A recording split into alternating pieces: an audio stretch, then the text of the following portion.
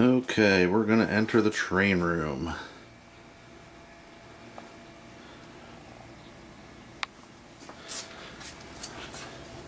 A buddy of mine took that picture down near Sand Patch. This layout is very loosely based on the Reading and Columbia branch of the Reading Railroad. If you know the branch, you'll understand why I say very loosely based. There are no tunnels on that branch. It was a single track branch line running from the namesake towns of Reading and Columbia. I made mine a double track main line, like a bridge line, with a couple of small branches running off of the main. Model work is progressing, slow but sure.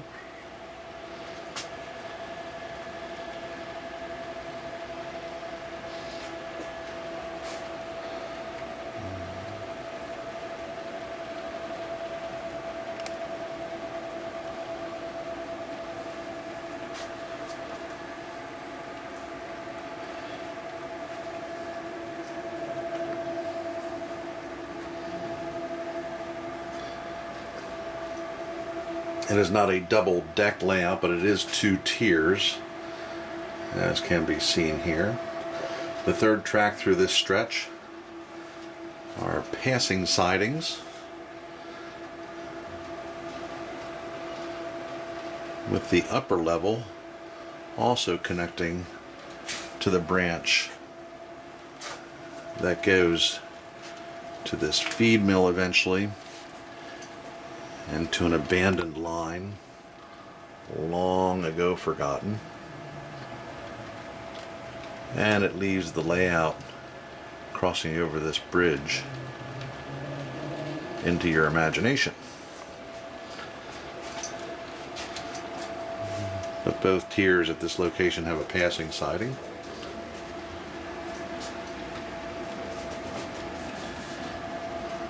As we're standing here, there's a meet about to happen.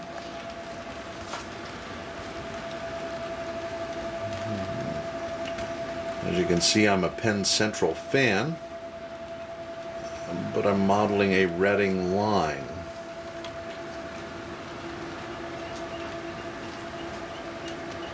I'm not too worried about prototype issues. I generally just like trains.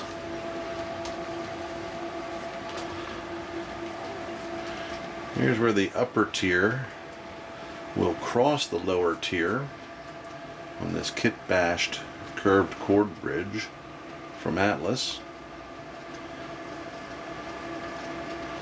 The tracks in the background lead off to an as-yet to be built section of the layout. You'll see that on the other side. It's going to go up the far wall here in the basement and become the main yard area for the railroad. This is a busy little area. There's going to be a city scene on the top there, and you can see a number of industries and turnouts going to those businesses through this line. And take that model out. That's a model from a layout I worked on when I worked at a hobby shop here in Lancaster.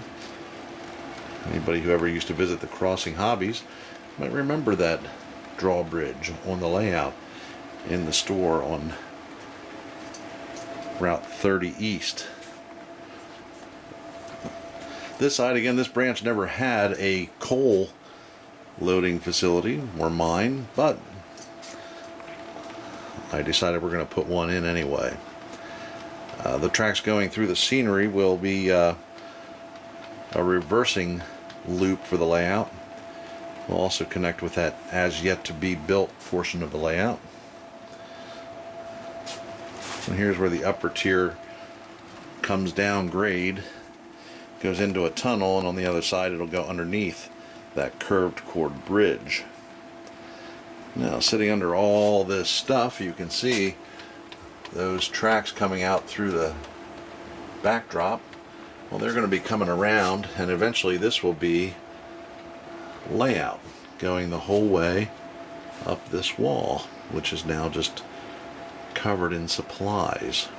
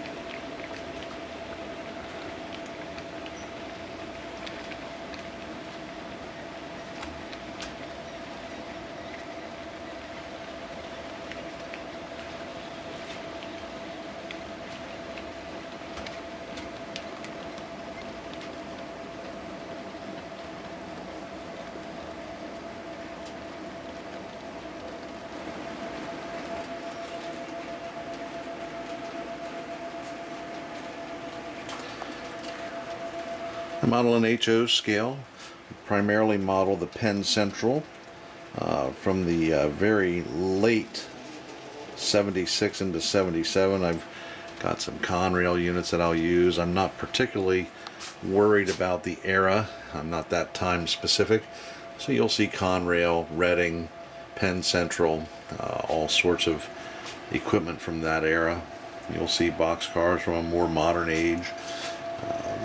Again, this is all about having fun with trains. I like operating trains. I like running trains. So there will be some operational value to this layout eventually. But in the meantime, I take satisfaction in model building. The electronics has been very interesting. Never used rotary switches before that I had to wire or understand how they all work.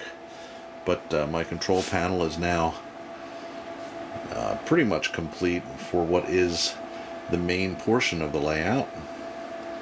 And that's all rotary switches, allowing me to use up to 4 mainline cabs. And there's one cab that I'll be using primarily for switching the coal yards on the other side that you saw. And that'll all be wired into this control panel.